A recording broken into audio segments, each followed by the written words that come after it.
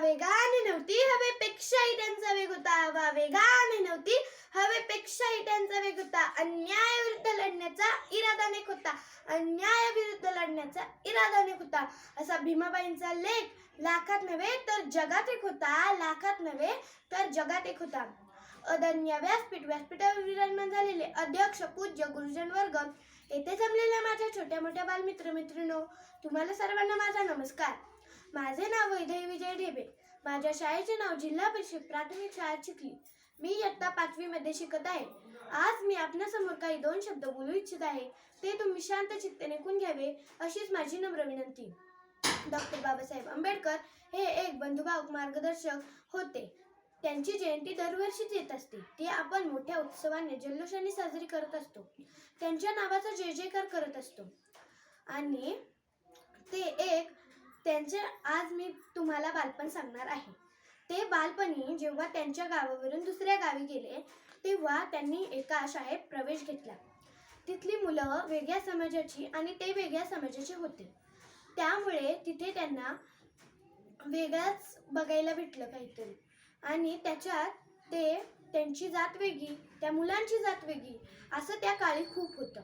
त्यामुळे त्यांना पहिल्यांदा तर खिडकीतून शिकायला लागलं.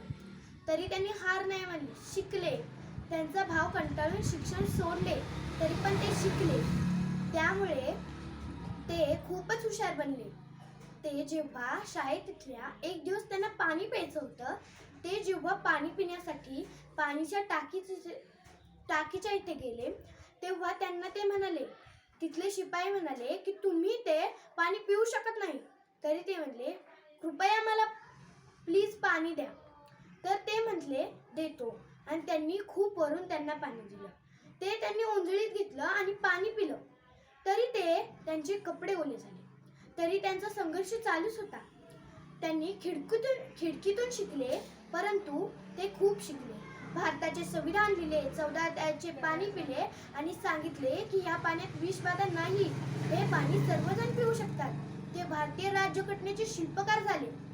म्हणूनच मी म्हणते, चवदार तळ्याचे पाणी नवशक्ती मानवा आण, या शक्ती मागे मूर्ती भीमकाय देई स्फूर्ती, जन्मुख्याच दिसली वाणी. चवदार तळ्याचे पान तेजाब जनांचे झाले, दीनांना प्रेरित केले, अन्यायाविरुद्ध लढुनी नवशक्ती मानवा आणि.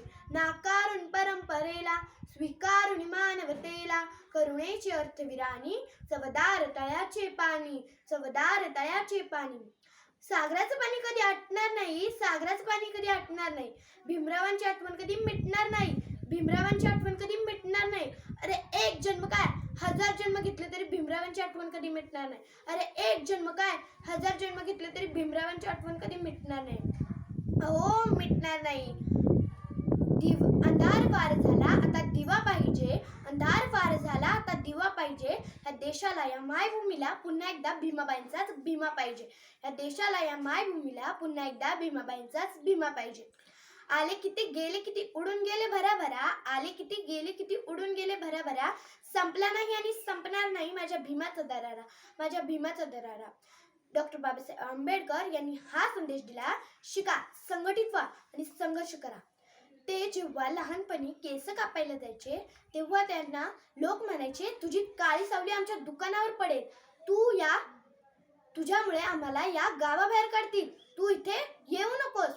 ते जेव्हा चहाच्या टपरीवर चहा पिण्यासाठी जायचे तेव्हा सुद्धा हेच म्हणायचे. म्हणून म्हणते, करून जीवाचे रान दिला सर्वांना समतेचा मान, करून जीवाचे रान दिला सर्वांना समतेचा मान. अशी भीमरावांची शान भल्या भल्यांची झुकते मान, अशी भीमरावांची शान भल्या भल्यांची झुकते मान. धन्यवाद. जय हिंद, जय भारत.